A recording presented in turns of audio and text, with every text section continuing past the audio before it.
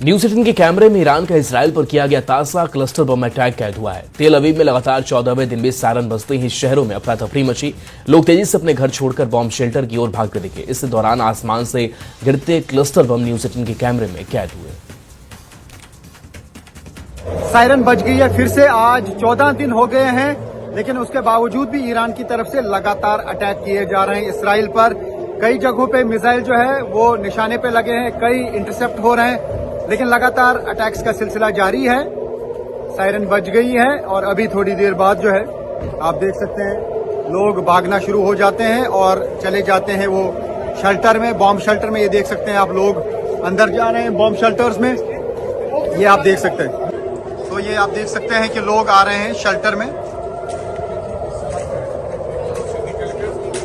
ये आप देख सकते हैं कि यहाँ पे अब शेल्टर ले रहे हैं। ये देख सकते हैं कि लोग बॉम्ब शेल्टर की तरफ आ रहे हैं, क्योंकि लगातार जो है अटैक्स किए जा रहे हैं, मिसाइल अटैक्स किए जा रहे हैं। और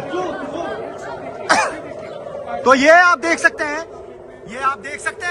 ये क्लस्टर बम शायद है न्यूज़ 18 इंडिया।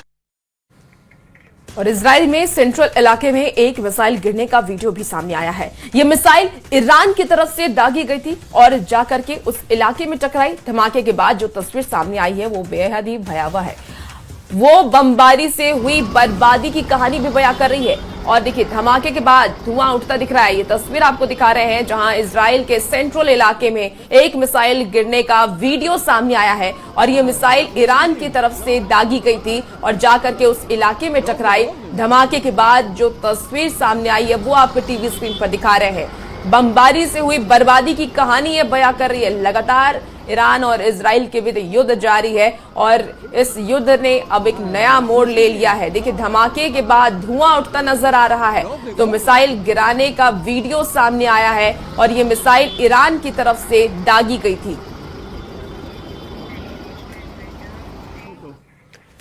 अमेरिकी सेंट्रल कमांड ने ईरान पर हुए हमले का नया वीडियो जारी किया है। यूएस सेंट्रल कमांड ने अपने नए बयान में कहा है कि ईरान सालों से मिडिल ईस्ट की शांति के लिए नंबर 1 खतरा बना हुआ है।